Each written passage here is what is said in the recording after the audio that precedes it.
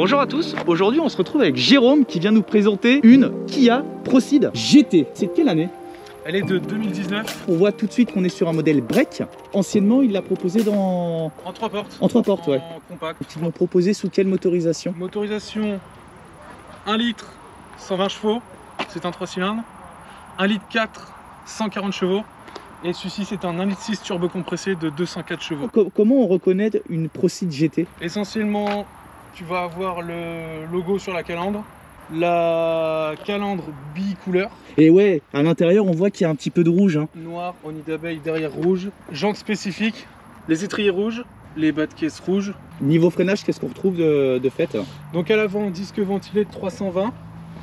Bloc monopiston au niveau de l'étrier. Ils prennent super bien. Après pour l'utilisation pour un daily c'est nickel. Et même quand on force un peu, il n'y a aucun souci sur ça. Parce que la voiture fait quel poids? La voiture a annoncé à vide 1 tonne 363 et en marche 1 tonne 456. Je trouve pas ça forcément très lourd hein, pour le gabarit que ça fait. Hein. On est quand même sur un modèle break, d'ailleurs qui est quand même assez long. On doit pas être loin des 5 mètres. Hein.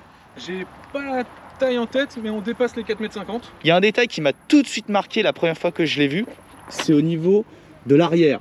Ici, on a vraiment du Porsche. Hein. C'est très ressemblant à de la Panamera ou même, je dirais, tu sais, à du Cayenne coupé. L'héritage Porsche se retrouve sur la voiture. On a vraiment une très belle signature lumineuse hein, sur toute la face arrière, sur tout le long. Elle est réussie cette Proceed. On a 2 pots d'échappement, c'est des vrais pots? Oui, gauche, usage classique tous les jours. Suite droite, il y a la valve, mode sport. On est quand même sur une faible cylindrée. Hein. Quand on voit le gabarit de la voiture, on peut peut-être voir à quoi ressemble tout à fait. Le compartiment moteur. Motorisation, ça me fait penser à la Mégane 4 GT. Et oui, effectivement, la Mégane 4 GT qui elle aussi partage un moteur 1,6 litre. Ils ont fait un petit rappel turbo directement ici. T'es tout d'origine d'ailleurs? Là, elle est full origine la voiture. Full origine. Donc c'est un véhicule que tu as eu neuf? Que j'ai eu neuf, tout à fait. C'est mon délire en fait. Niveau couple, qu'est-ce que ça donne? Niveau couple, fiche technique annoncée 265. En pratique, il faudrait vraiment la passer sur un banc parce que dans l'habitacle, au niveau de l'instrumentation, il y a un compteur, on est tout le temps dessus. Avec un stage 1, tu sais combien de chevaux ça prend à peu près? Ouais, sur un stage 1, on peut sortir 240 chevaux pour environ 320 newtons, pareil. Ce qui va bloquer, c'est la boîte. La boîte se base sur le couple du diesel qui lui est de 320 newtons et tous les préparateurs ne vont pas au-dessus. Un gain de proche de 40 chevaux sur un petit 1,6 litre comme ça? Avec un stage 1? Ouais, 36. Ouais, enfin c'est pas mal. Pour l'instant, elle va rester stock. Seule petite fantaisie, ça va être suppression de l'intermédiaire par contre. Ça c'est prévu. Donc ça chantera un peu mieux. Oui, de base, elle a un très joli bruit, une belle sonorité, mais on veut toujours plus. Hein. Pour passer sur l'intérieur, bah écoute, moi je suis agréablement surpris. Hein. C'est vrai que je présente pas tous les jours des Kia, d'ailleurs c'est la première de la chaîne. Et force est de constater que c'est plus que soigné hein, quand même. Hein. C'est un intérieur qui est vraiment de qualité. On retrouve de la partie moussée sur le haut des portes, également à l'intérieur, là où on a la poignée, du son JBL, donc un peu du plastique hein, comme on le voit partout. Mais le volant est franchement soigné avec l'insigne GT sur la partie basse. Ce que je constate, c'est que tu fais beaucoup de kilomètres. La voiture, elle est neuve de 2019 et tu as déjà 50 000 km. La voiture a 2 ans, ouais. Elle a 2 ans et 3 mois, elle est d'avril 2019 exactement. Et ouais, un petit peu de borne en Ile-de-France. Ça va, c'est un modèle qui consomme quand même pas trop d'essence? Alors, si on tape dedans, on est à 9 litres. Et vraiment en usage cool, en respectant l'imitation, j'ai réussi à descendre à 6,6. Ah ouais, non, c'est des consommations qui sont vraiment bonnes. Au niveau de la boîte, c'est une 6 rapports ou une 7? Une boîte 7, et elle est très bien dans le sens où quand on la met en mode séquentiel, la boîte nous laisse faire ce que l'on veut. Si je veux rouler à 130 en 5e pendant 300 bornes, elle va rester en 5e. À gauche, les newtons. On verra tout à l'heure, c'est pour ça que 265 on est tout le temps au-dessus. Et la pression de turbo, ça souffle à 0,7 il me semble, parce qu'on dépasse jamais les 0,8. On a des sièges qui sont siglés GT au centre, avec c'est du cuir? Cuir Alcantara, après du vrai cuir, je ne pourrais pas te dire. Après l'Alcantara c'est du Suède, hein, c'est pas du vrai Alcantara non plus. Ça vaut combien à peu près? Elle était hors malus? Hors malus, elle est affichée à 34 990. Ouais. négocier en dessous de 30 000. Ouais, donc voilà, donc c'est des voitures qu'on peut avoir neuves pour environ 30 000 € une fois négociées. Non, franchement, c'est des bons tarifs. Et puis, au niveau des lignes, je la trouve quand même vraiment jolie. C'est surtout l'arrière, moi, que je trouve vraiment très soigné. Avec, une des principales caractéristiques qui m'a fait craquer pour ce véhicule. Tu nous fais peut-être écouter ça? Tout à fait, c'est parti.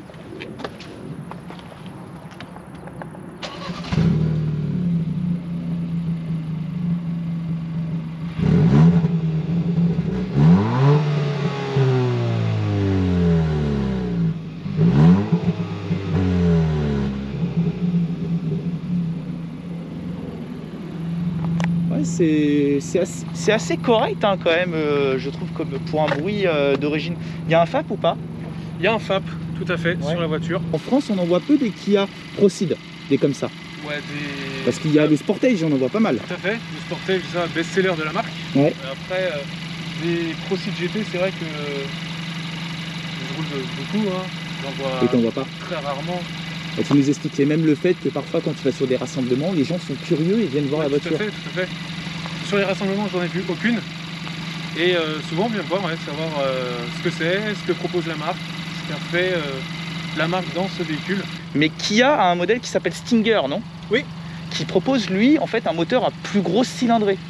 Dans la version essence de la Stinger, il va y avoir un V6 de 3,3 litres, 366 chevaux. Ah ouais. Donc du coup, Jérôme, comment t'es venu l'idée en fait d'acheter ce modèle qui est quand même peu connu parce que peu répandu, enfin du moins en France.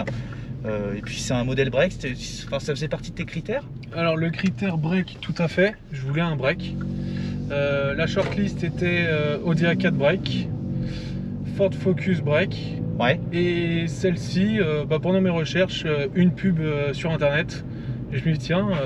Design vraiment sympa, on va voir ce qu'il y a en fait au niveau motorisation du coup. Ouais. Et là j'ai vu qu'il y avait un Alicis de 204 chevaux dedans. Et tu t'es dit pourquoi pas? Et je me suis dit pourquoi pas aller en concession, ouais. Tu sais, il y a quelque chose qui me surprend tout de même un peu parce que là on le rappelle, on est sur une ligne d'origine. On entend quand même pas mal le bruit. Enfin, je sais pas si c'est le bruit moteur ou plus le bruit échappement qu'on entend, mais en tout cas en intérieur, pour un modèle GT, je trouve qu'on entend quand même pas mal le son. Hein. C'est la ligne derrière. Dans les haut-parleurs, il n'y a rien qui sort.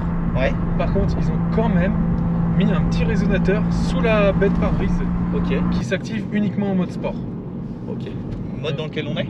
Non, là on est en mode normal. Il n'y a pas de mode éco, il y a normal et sport. Donc qu'est-ce qui change entre le mode normal et le mode sport? Réactivité de la boîte, le feeling au niveau de la pelle, l'accélérateur il est pas du tout pareil. On peut moins doser, c'est plus brutal. Et la valve à l'échappement qui s'ouvre. Pour faire une reprise, tu partirais en deux. Hein. Donc vas-y, tu peux nous montrer ce que ça donne.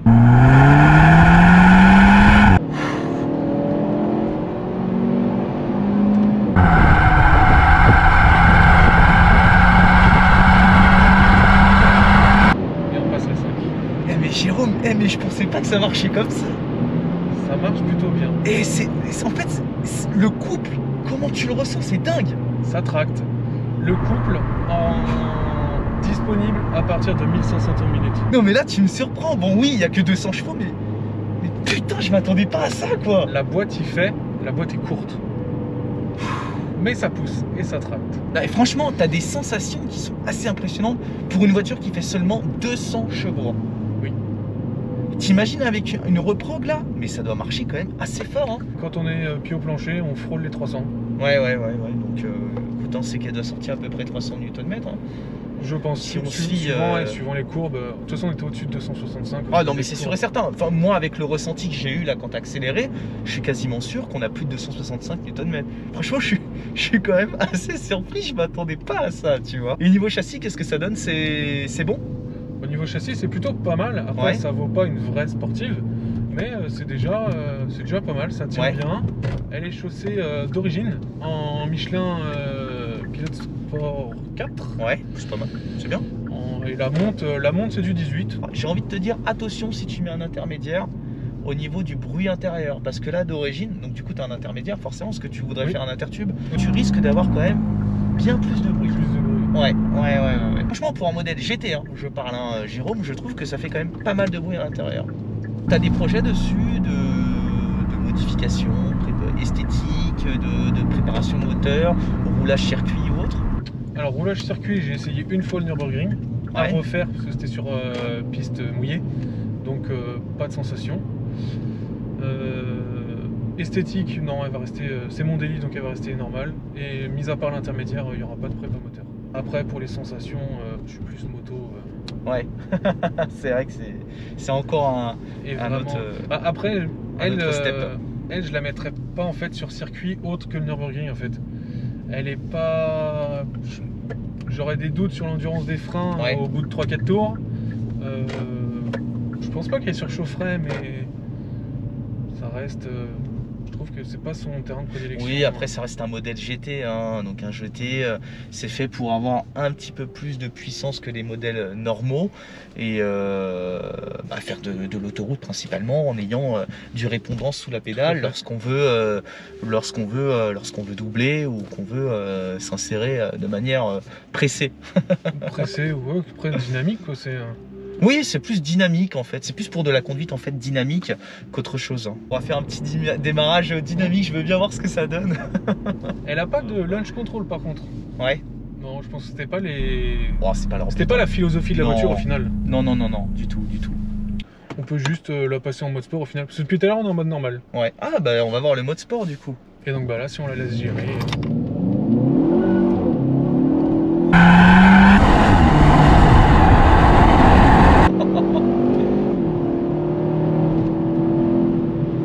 Franchement, et je le redis encore une fois, ça marche très bien. Hein. Y a rien à dire. Ouais, on a le masque hein, même fait toujours sourire. Ah ouais, ouais. Je me suis habitué depuis, mais c'est vrai que c'est.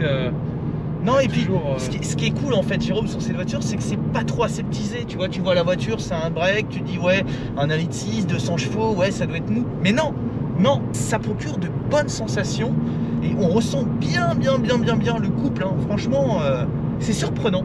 Je trouve qu'elle a plus des sensations de petite sportive que de GT. Tu sais à quoi? Aux sensations que procurent les Fiesta NK8 3 cylindres 200 chevaux. Le seul point de comparaison que je peux avoir, c'est sur une Clio 3 RS, les modèles atmosphériques. Ouais. Donc, qui était boîte manuelle. Oui. En 2 litres. Oui, c'est ça. Et bah je tiens. Tu marches pareil? On se tient, ouais. Ah ouais. Là, si tu vas refaire une petite accélération. Ouais, on peut revoir une reprise en 3 pour ressentir une nouvelle fois le couple. Donc là, si on met pied dedans, en 3, elle va repartir en 4. Et si on fait le kickdown, elle repart en 3.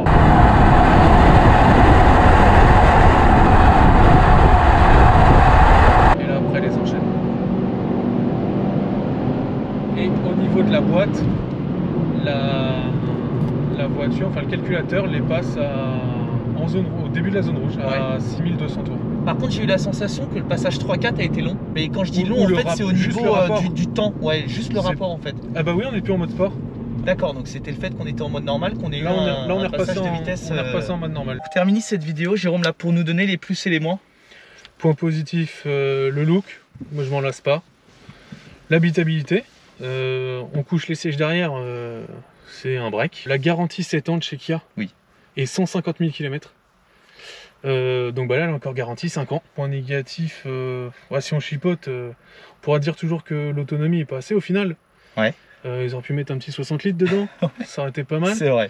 À l'arrière, au niveau de la signature lumineuse LED, pourquoi ils l'ont coupé en deux en fait? Ça, je sais pas. Je m'en doutais que tu allais me dire ça. Je me suis posé la question. Je sais pas si c'est au niveau de la production, mais une barre entière, ça aurait été vraiment. Ça aurait été mieux, effectivement. Moi, pour donner les plus et les moins, je rejoins le côté rare de la voiture, qu'on ne croise pas à tous les coins de rue. Donc ça, c'est un point qui est très positif. L'esthétique également, je mettrais dans les points positifs. Bon, l'avant. Je suis pas forcément très fan. Toi, c'est pas l'avant qui fait, c'est l'arrière. C'est l'arrière qui fait que, waouh, aussi ressemblant qu'une Porsche. C'est pas le premier truc que je t'ai dit quand je suis arrivé. Direct. Mais moi, l'anecdote, quand j'étais en concession, ils n'avaient pas de modèle à me montrer. Emmené en atelier, du coup, j'ai été voir l'arrière direct. Et en deuxième, j'ai été voir l'intérieur en fait. Ça peut se comprendre. Et bah, sur l'intérieur, je rebondis, ça fait aussi partie des points positifs. Je suis surpris de la qualité, pareil, des finitions. Franchement, c'est bien fini. Ce qu'on me dit souvent, c'est ah ouais, Kia, ça fait ça maintenant. Ouais.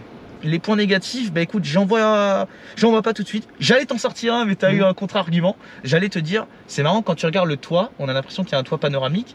Et en fait, c'était fermé pendant tout l'essai. Tout à fait. Et là, on a un toit ouvrant.